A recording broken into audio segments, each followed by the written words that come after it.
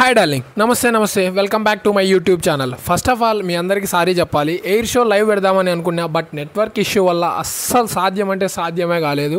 మధ్యలో కొన్ని నిమిషాలు వచ్చింది, కానీ అది కూడా అసలుకి ఏం కనపడలేదు.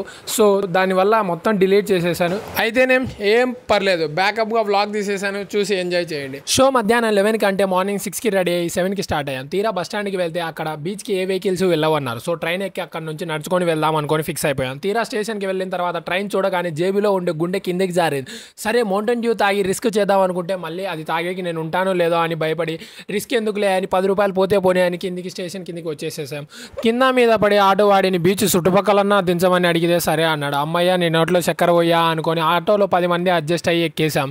వాడు సగం దూరం పోగానే ట్రాఫిక్ చూసి వాడు ఇక్కడ నుంచి నేను వెళ్ళలేను అయ్యా ఓరిని అనుకొని షోకి టైం అవుతున్నప్పుడు వీడితో సోది ఎందుకు లేని అక్కడ నుంచి దిగి నడుచుకోవడం స్టార్ట్ అయ్యాం. ఈ ట్రాఫిక్ చూస్తుంటే ఒక జన సంద్రం లెక్క కనిపిస్తుంది. రోడ్డు మీద ప్లేస్ సరిపోక ఫుట్పాత్లకి బండి తోలుతున్నారు. సరే అని ఆ ఎండలో పైన మండుతుంది, కింద ఏమో టైం అవుతుంది. సరే అని అలాగా నడుచుకుంటూ బయలుదేరాం. చాలాసేపు నడిచాక వెహికల్స్ లేని చోటుకి వచ్చేసాం. ఇంతసేపు ఆ పొల్యూషన్ ఆ సౌండ్ వల్ల చాలా నాయిస్గా ఉండేది. ఇప్పుడు చాలా ప్రశాంతంగా ఉంది. ఇలా ఒక వెహికల్స్ ఇదంతా రెస్ట్రిక్టెడ్ ఏరియా పెట్టారు. సరే అయితే షో స్టార్ట్ అయింది, చూసేయండి.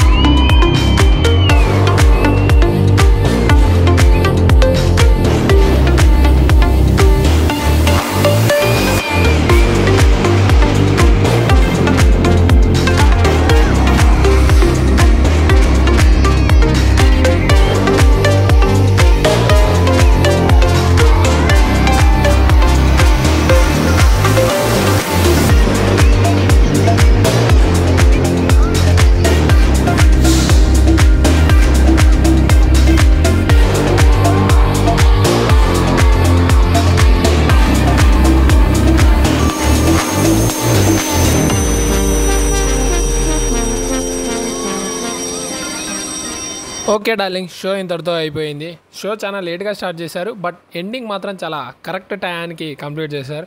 ఎలాగైతేనేమి ఒక హెలికాప్టర్ పంపించేసి షో ఇంతటితో అయిపోయింది, ఇక మీ ఇంట్లోకి మీరు వెళ్ళండి అన్నారు. ఒక పక్క సముద్రం, ఒక పక్క జనసముద్రం, రెండు వాటిని చూస్తుంటే మైండ్ పోయింది అసలు. సరే, వీడియో నచ్చినట్లయితే please like, share and subscribe చేసుకోండి డార్లింగ్స్.